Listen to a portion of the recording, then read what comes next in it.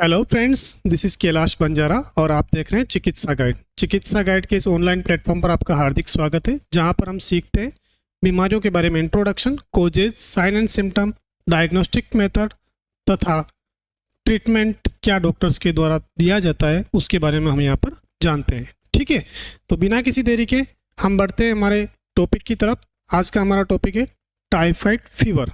ठीक है, typhoid fever क्या होता है? ये एक सिस्टेमिक इन्फेक्शन है जो कि साल्मोनेला टाइफी नामक बैक्टीरिया के द्वारा फैलता है और ज़्यादातर वहाँ फैलता है जहाँ पर गंदगी भरी जगह होती है, जैसे स्लम एरियाज, गंदी मलिन बस्तियाँ, वहाँ पर ज़्यादा देखने को मिलता है। ठीक है, इसका बुखार 3 से 4 सप्ताह तक रह सकता है और इसको एंट्रिक फीवर या इंटेस्टाइनल फीवर या आंत्र ज्वर के नाम से जाना जाता है, क्योंकि इसके जो मेजर साइड इफ़ेक्ट होते हैं वो होते हैं इंटेस्टाइन के अंदर और इंटेस्टाइनल अल्सर बन जाते हैं। इस वजह से इसे एंटेरिक फीवर के नाम से जाना जाता है। ठीक है, तो अब हम देखते हैं क्या कारण है इसके, कौन इसको क्रिएट करता है, किस वजह से टाइफाइड फीवर होता है। ठीक है, तो सबसे पहला जो इसका टाइफाइड का जो मेन कारण है उसके बारे में हम बात करें तो मैंने आपको पहले बताया साल्मोनेला टाइफी नामक बैक्टीरिया होता है, उसकी वजह से टाइफाइड फीवर फैलता है। ठीक है, लेकिन साल्मोनेला टाइफी बैक्टीरिया जो है उसके 2 सीरोटाइप होते हैं, जैसा कि हम देख रहे हैं स्क्रीन पर। साल्मोनेला एंट्रिक सीरोटाइप टाइफी बैक्टीरिया तथा साल्मोनेला एंट्रिका सीरोवार पैराटाइफी बैक्टीरिया। 2 तरह के बैक्टीरिया होते हैं जो कि इसके कारक बनते हैं, इसके मुख्य कारण हैं टाइफाइड फीवर को क्रिएट करने के। अच्छा, ये कहाँ पाए जाते हैं? कॉन्टामिनेटेड फूड तथा वाटर, जो कि गंदा खाना है या फिर मलिन खाना है, और जो मलिन पानी है उसका अगर हम यूज़ कर लेते हैं तो हमें टाइफाइड फीवर होने के चांसेस बढ़ जाते हैं। ठीक है, ये यहाँ पर जो बैक्टीरिया है वो कहाँ से आता है? यहाँ पर खाने के अंदर और पानी के अंदर कॉन्टामिनेशन कहाँ से होता है? वो होता है जैसे बहुत सारी गंदी और मलिन बस्तियाँ होती है, वहाँ पर ये ज़्यादा देखने को मिलता है। तो ये क्या होता है कि गंदी जगह पर ये साल्मोनेला टाइफी बैक्टीरिया पाया जाता है, वहाँ से मक्खियाँ जो होती है वो इसे साल्मोनेला टाइफी बैक्टीरिया का वाहन करती है, वाहक होती है वो, और मक्खियाँ जब हमारे खाने पर बैठती है या फिर हमारे पानी पर बैठती है तो उसे दूषित कर देती है, और उस खाने और उस पानी को जब हम यूज़ करते हैं तो हमें साल्मोनेला एंट्रिक सीरोटाइप टाइफी बैक्टीरिया की वजह से या फिर साल्मोनेला एंटेरिका सीरोवार पैराटाइफी बैक्टीरिया की वजह से हमें टाइफाइड फीवर हो जाता है। ठीक है, एक और मुख्य कारण है unsafe disposal of stool and urine. अगर स्टूल और यूरिन का सेफ डिस्पोजल नहीं किया जाता है तो यहाँ पर भी जो आपका बैक्टीरिया पाया जाता है, बैक्टीरिया यहाँ पर रहता है, यहाँ से मक्खियाँ बैठेगी, मक्खियाँ वापस से हमारे भोजन पर आएगी या हमारे पानी पर आएगी, और हमें फिर से हम उस भोजन को करेंगे, तो उस भोजन को हम ग्रहण करेंगे तो हमें साल्मोनेला सीरोटाइप जो है, दोनों तरह के साल्मोनेला एंट्रिक सीरोटाइप टाइफी बैक्टीरिया तथा साल्मोनेला एंट्रिका सीरोवार पैराटाइफी बैक्टीरिया जो है, उनकी वजह से हमें टाइफाइड फीवर हो जाएगा। तो क्या थे मुख्य कारण? हमने देखा साल्मोनेला जो बैक्टीरिया है, साल्मोनेला टाइफी बैक्टीरिया जो है उसकी वजह से तो हमें टाइफाइड फीवर हो रहा है। उसके दोनों जो प्रकार है वो हमने यहाँ पे देख लिए। ठीक है, तो हम बढ़ते हैं आगे, इसके सिम्टम्स क्या होते हैं। टाइफाइड फीवर के जो सिम्टम है उसके अंदर, जैसे टाइफाइड फीवर नाम से हम देख रहे हैं तो हाई फीवर होता है। फीवर इतना होता है कि 104 डिग्री तक फीवर हो सकता है।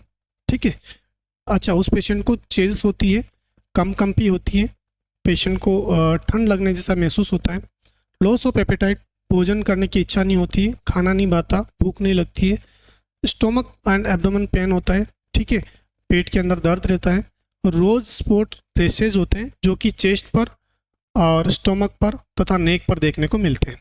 ठीक है, इसके अलावा कफ होता है, खांसी चलती है, मसल्स एक, मांसपेशी में जकड़न होती है, हेड एक, सिर में दर्द होता है, नोजिया एंड वोमिटिंग, जी घबराता है, उल्टी होती है, डायरिया एंड कॉन्स्टिपेशन, दस्त लग सकती है और कब्ज भी हो सकती है। ठीक है, तो ये था हमारा सिम्टम्स ऑफ टाइफाइड फीवर। अब हम देखते हैं इसको थोड़ा सा और डिटेल में। फीवर जैसा कि मैंने आपको बताया 104 डिग्री फ़ारेनहाइट तक हो सकता है। इसके साइंस एंड सिम्टम कब आते हैं? साइंस एंड सिम्टम जब आपका बैक्टीरिया एक्सपोज होता है उसके लगभग 10 दिनों बाद, 6 से 10 दिनों के अंदर ये साइंस एंड सिम्टम आते हैं, जब आपका बैक्टीरिया जब ये बैक्टीरिया आपके ब्लड में एक्सपोज होता है तब। ठीक है। दूसरा होता है रेशेज। रेशेज जो है रोज स्पॉट रेशेज हो सकते हैं। ठीक है। ये चेस्ट और एब्डोमेन पर होते हैं। ठीक है।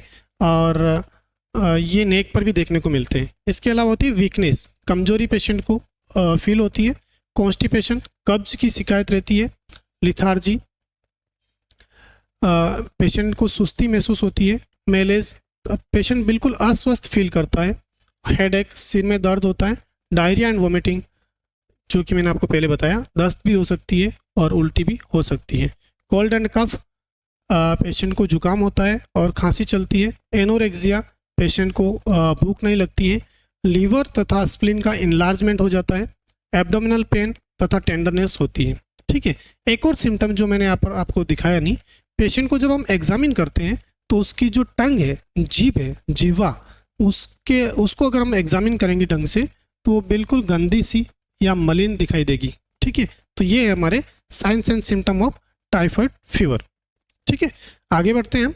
इन्वेस्टिगेशन किस तरीके से किया, मतलब कौन कौन से इन्वेस्टिगेशंस टाइफाइड फीवर के अंदर करवाए जाते हैं, क्या डायग्नोसिस मेथड होते हैं, डायग्नोस्टिक मेथड्स क्या होते हैं, किस तरीके से डायग्नोसिस डॉक्टर्स करवाते हैं टाइफाइड फीवर के अंदर। ठीक है।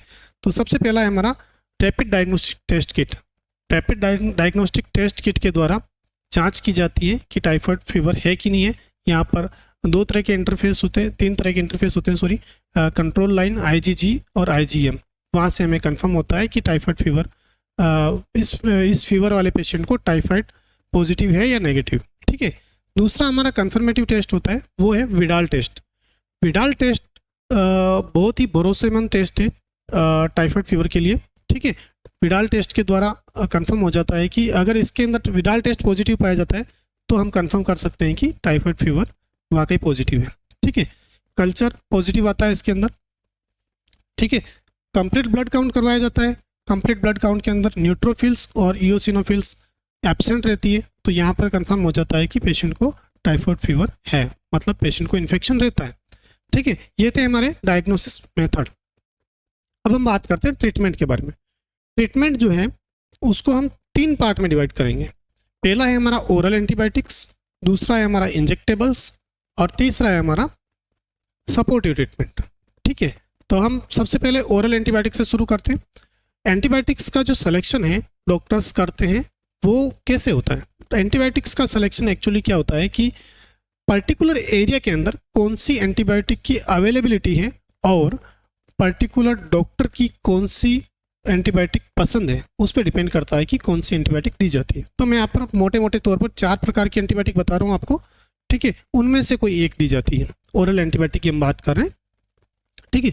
तो सबसे पहले अपन बात करें जीफी 400। जीफी 400 जो है, जिसके अंदर सेफेक्जिम टैबलेट है 400 mg। ठीक है। 1 गोली सुबह, 1 गोली शाम को 10 डेज तक दी जाती है। ठीक है। कुछ डॉक्टर्स जीफी की बजाय ऑफ्लोमेक 400 देते हैं। ऑफ्लोक्सासिन 400 mg की गोली, 1 गोली सुबह, 1 गोली शाम को 10 दिनों तक देते हैं। कुछ डॉक्टर्स इन दोनों एंटीबायोटिक की बजाय एजिबेक्ट को प्रीफर करते हैं। एजिबेक्ट 500, जिसके अंदर एजिथ्रोमाइसिन 500 mg की मात्रा है, वो 1 गोली रोजाना देते हैं 7 दिनों तक। ठीक है। अगला हमारा जो एंटीबायोटिक है वो है क्लोरमफेनिकोल। ठीक है। पेराक्सिन नाम से आता है, एबेट फार्मा बनाता है इसको। ठीक है। पेराक्सिन 500, 1 कैप्सूल सुबह, 1 कैप्सूल शाम को दिया जाता है 10 दिनों तक। ठीक है। इन चारों में से कोई एक एंटीबायोटिक दी जाती है डॉक्टर्स के द्वारा। ठीक है। जब ओरल एंटीबायोटिक्स रेस्पॉन्स नहीं करती हैं तब डॉक्टर्स क्या करते हैं, इंजेक्टेबल्स पर जाते हैं। ठीक है। कि ओरल एंटीबायोटिक्स से आराम नहीं हुआ तो फिर इंजेक्टेबल्स यूज़ किए जाते हैं। तो इंजेक्टेबल्स के अंदर भी मैंने आपको 3 तरह के इंजेक्टेबल दिखाए। ठीक है। 3 तरह के इंजेक्टेबल दिखाए और वो भी डॉक्टर्स की चॉइस पर डिपेंड करता है और अवेलेबिलिटी पर डिपेंड करता है। सबसे पहला है हमारा टैक्सिम, जिसके अंदर सिफोटैक्सिम सोडियम नाम का साल्ट होता है। ठीक है। इसको नॉर्मल सेलाइन की 100 ml की जो ड्रिप होती है उसके अंदर मिलाकर 1 ग्राम सुबह, 1 ग्राम शाम को 2 वक्त दिया जाता है सीरा मार्ग के द्वारा। ठीक है। कुछ डॉक्टर्स इसकी बजाय प्रीफर करते हैं सेफ्ट्रिएक्सोन को, ठीक है। सेफ्ट्रिएक्सोन इंजेक्शन जो है, जो 1 ग्राम की मात्रा में भी आता है, 2 ग्राम की मात्रा में भी आता है, 500 mg की मात्रा में भी आता है, 250 mg की मात्रा में भी आता है। हम यहाँ पर बात करेंगे 1 ग्राम की, ठीक है। 1 ग्राम की जो मात्रा है सेफ्ट्रिएक्सोन मोनोसेप, जो कि मैंने आपको ब्रांड नेम दिखाया है, मोनोसेप जो 1 ग्राम है, वो सुबह और शाम को नॉर्मल सेलाइन की 100 ml की ड्रिप के अंदर मिलाकर सीरा मार्ग से सुबह और शाम को दिया जाता है 7 दिनों के लिए, ठीक है। कुछ डॉक्टर्स इन दोनों की बजाय, इसकी और इसकी बजाय, इस एंटीबायोटिक को प्रीफर करते हैं जिसके अंदर है मेगापेन। मेगापेन इसका ब्रांड नेम है और इसके अंदर साल्ट है एम्पिसिलिन तथा क्लोक्सासिन इंजेक्शन, ठीक है। 1000 मिलीग्राम की मात्रा इस इंजेक्शन के अंदर आती है, जिसे 1000 मिलीग्राम सुबह, 1000 मिलीग्राम शाम को सीरा मार्ग से देना होता है। इसे डिवाइडेड डोज के अंदर इंट्रामस्कुलर भी दिया जाता है, ठीक है। तो ये था हमारा इंजेक्टेबल्स। इसके बाद हम बात करते हैं सपोर्टिव ट्रीटमेंट के बारे में। सपोर्टिव ट्रीटमेंट के अंदर पेशेंट को जैसे फीवर आएगा तो फीवर के अंदर पैरासीटामोल टेबलेट दी जाती है। मैंने आपको यहाँ पर कालपोल दिखाई है। कालपोल 500 mg की 1 गोली सुबह, दोपहर, शाम को या फिर दिन में 4 बार भी दी जाती है, ठीक है। डॉक्टर्स इसके साथ में एक मल्टीविटामिन मिनरल्स यूज़ करते हैं, जो कि मैंने आपको न्यूरोकाइन गोल्ड RF दिखाया है। 1 कैप्सूल रोजाना दिया जाता है 10 दिनों तक के लिए, ठीक है। डॉक्टर्स इसके साथ में ओमिडी, ओमिप्राजोल, पेंटोप्राजोल या रेबिप्राजोल, इनमें से कोई भी एक प्रोटॉन पंप इनहिबिटर देते हैं साथ में, ताकि पेशेंट को गैस्ट्राइटिस ना हो, ठीक है। ये भी 1 कैप्सूल रोजाना देना होता है खाली पेट, ठीक है। डॉक्टर्स इसके साथ में विजिलेक रिच, ये मैंने आपको एक ब्रांड नेम दिखाया है, लेकिन इसके अंदर प्रोबायोटिक एंड प्रीबायोटिक साल्ट होता है, जो कि 1 कैप्सूल सुबह, 1 कैप्सूल शाम को दिया जाता है डॉक्टर्स के द्वारा, ठीक है। तो ये था हमारा ट्रीटमेंट के बारे में। हमने देखा कि ओरल एंटीबायोटिक्स क्या क्या होती है टाइफाइड के लिए, ठीक है। अगर ओरल एंटीबायोटिक्स रेस्पॉन्ड नहीं कर रही है तो इंजेक्टेबल्स क्या क्या हो सकते हैं, ठीक है। ये हमारे इंजेक्टेबल्स थे, और इसके साथ में आपका सपोर्टिव ट्रीटमेंट क्या हो सकता है वो हमने यहाँ पर देखा, ठीक है। तो आई होप कि आपने सब कुछ अच्छे से समझा होगा और कुछ नया सीखा होगा।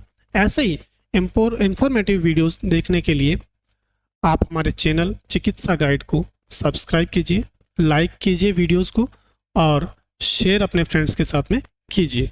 So thank you for watching this video. Thanks again.